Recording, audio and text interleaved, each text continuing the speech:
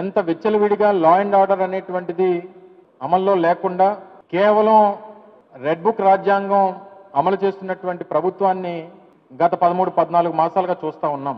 రెండోది, చంద్రబాబు నాయుడు గారు ముఖ్యమంత్రి గారు ఆయన స్థాయిలో రాష్ట్రంలో ఉన్నటువంటి ప్రజలందరినీ కూడా సమానంగా చూడాల్సినటువంటి రాజ్యాంగబద్ధమైనటువంటి పదవిలో ఉండి నాకు వైఎస్ఆర్ కాంగ్రెస్ పార్టీ నాయకులన్నా కార్యకర్తలన్నా ఆ పార్టీకి ఓటేసినటువంటి వారన్నా వారికి ఏ రకమైనటువంటి పనులు చేయను, నేను ఓన్లీ తెలుగుదేశం పార్టీకి ఓటేసినటువంటి వారికి మాత్రమే పనిచేస్తానన్నటువంటి పొలిటికల్ గవర్నెన్స్ ఒక పక్క నడుస్తూ ఉన్నటువంటి మాట మన అందరికి కూడా తెలుసు.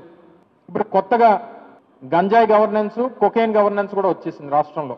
కేవలం మాటల వరకు అధికారంలోకి వచ్చిన దగ్గర నుంచి గంజాయిని, డ్రగ్స్ ని పూర్తిగా ఈ రాష్ట్రం నుంచి లేకుండా చేస్తాను, ఎక్కడా కనబడనివ్వకుండా చేస్తాను అని చెప్పి సూక్తులు చెప్పినటువంటి రాష్ట్ర ముఖ్యమంత్రి, హోంమంత్రి, మిగిలినటువంటి ఆ పార్టీకి చెందినటువంటి నాయకులు ఈరోజు రాష్ట్రంలో ఉన్నటువంటి డ్రగ్ కల్చర్ ఏ రకంగా పేర్చేయకపోతుందో అనేటువంటిది ఈ మధ్యకాలంలో మనం చూస్తూ ఉన్నాం. ఆ రోజు జగన్మోహన్ రెడ్డి గారు విశాఖపట్నాన్ని ఎగ్జిక్యూటివ్ క్యాపిటల్ గా చేస్తానని చెప్పి దేశంలో ఉన్నటువంటి ప్రముఖ నగరాలతో ధీటుగా ఈ ప్రాంతాన్ని అభివృద్ధి చేస్తానని చెప్పి ఈ ప్రాంతానికి ఒక గుర్తింపును తీసుకొస్తానని చెప్పి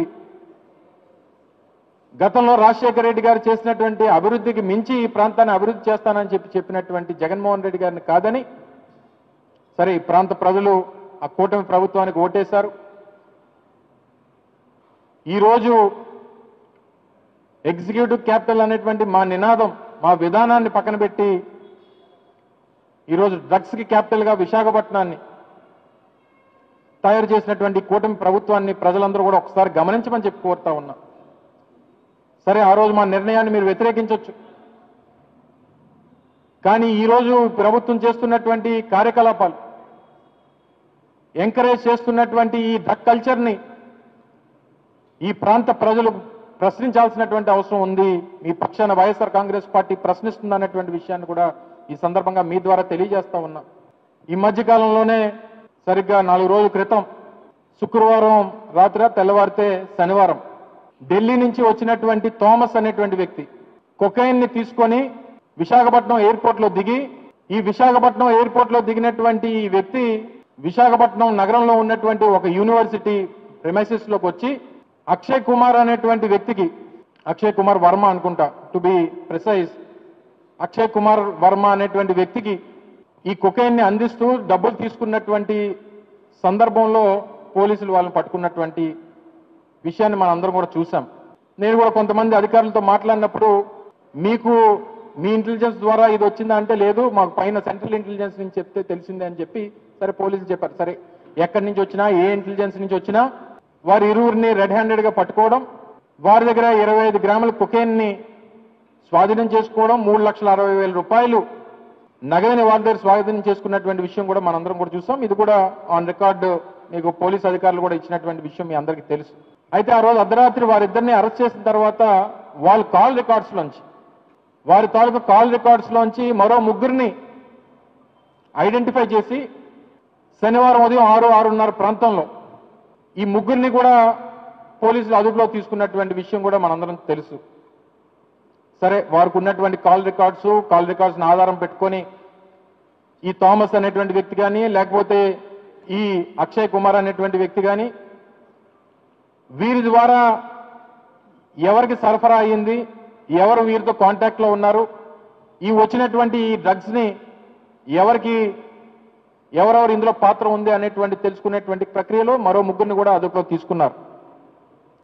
సో ఈ తీసుకున్న తర్వాత జరిగినటువంటి రాజకీయ పరిణామాలు, అసలు జరిగినటువంటి ఇన్సిడెంట్ ఏంటి, జరిగినటువంటి కేసు ఏంటి, తద్వారా వచ్చినటువంటి తెలుగుదేశం పార్టీలో ఉన్నటువంటి ప్రముఖ ప్రజాప్రతినిధులు వారి ప్రమేయంతో ఈ కేసులో ఉన్నటువంటి కొంతమందిని తప్పించారా లేదా అనేటువంటి విషయానికి ఈ ప్రభుత్వం, పోలీసు అధికారులు సమాధానం చెప్పాల్సినటువంటి అవసరం ఉందని చెప్పి కూడా ఈ సందర్భంగా మీ ద్వారా కోరుతా ఉన్నాం, డిమాండ్ చేస్తా ఉన్నాం. కోనేరు రఘు, అలాగే గౌతమ్ జైన్, అలాగే డాక్టర్ కృష్ణ చైతన్య అనేటువంటి 3 వీరు 3 పోలీసులు అదుపులో తీసుకున్నారు. శనివారం ఉదయం 6-6:30 ప్రాంతంలో వీరు 3 పోలీసులు ఏ రకంగా అదుపులో తీసుకున్నారో వారి దగ్గర ఉన్నటువంటి సమాచారం, తద్వారా ఈ థామస్ అలాగే అక్షయ్ వర్మ అనేటువంటి వీరిద్దరి మధ్యలో ఉన్నటువంటి సంభాషణలు, మధ్యలో ఉన్నటువంటి కాల్ రికార్డ్స్, ఈ కాల్ లాగ్స్ అన్నింటినీ కూడా తీసిన తర్వాత ఈ ముగ్గురిని కూడా పోలీసులు అదుపులో తీసుకున్నారు. అక్కడి నుంచి అసలైనటువంటి సినిమా విశాఖపట్నం నగరంలో ఉన్నటువంటి ఒక శాసనసభ్యులు వెలగపూడి రామకృష్ణ బాబు గారు అనేటువంటి శాసనసభ్యుడు, సీనియర్ శాసనసభ్యుడు, ఆ రోజు ఉదయం 12:30కి పోలీస్ కమిషనర్ కార్యాలయానికి వెళ్ళారా లేదో ఒకసారి సమాధానం చెప్పాల్సినటువంటి అవసరం ఉంది ప్రభుత్వం. వెళ్ళి కమిషనర్ గారి మీద ఒత్తిడి తీసుకొచ్చినటువంటి మాట వాస్తవం కాదని చెప్పాలి. వీరితో పాటు మరో సీనియర్ శాసనసభ్యులు బండారు సత్యనారాయణమూర్తి గారు, వారి కుమారుడు, అలాగే నగరానికి చెందినటువంటి ప్రముఖ యూనివర్సిటీని నడుపుతున్నటువంటి దాని చైర్మన్, అలాగే విశాఖ పార్లమెంట్ సభ్యుడైనటువంటి భరత్, వీరందరి ప్రమేయంతో అదుపులో తీసుకున్నటువంటి ఆ ముగ్గురులో ఇద్దరిని విడిచిపెట్టారా లేదా ఒకసారి సమాధానం చెప్పాలి. ఆ రోజు పోలీసులు పత్రికా సమావేశం నిర్వహించినప్పుడు కూడా కొంతమంది పత్రికా మిత్రులు వారి ఇరువురు గురించి అడిగితే పోలీసులు తడబడ్డారా లేదా ఒకసారి దయచేసి మీరు కూడా ఒకసారి గమనించండి.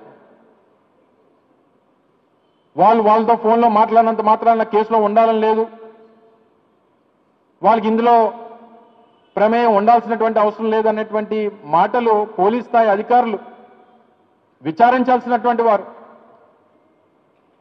24 గంటల గడవక ముందే ఒక కన్క్లూజన్కి వచ్చి వాళ్ళు విడిచిపెట్టడం అనేటువంటిది ఎవరి పాత్ర ఇందులో ఉంది? ఎందుకు పోలీసులు ఈ ఒత్తిడికి లోనయ్యారు?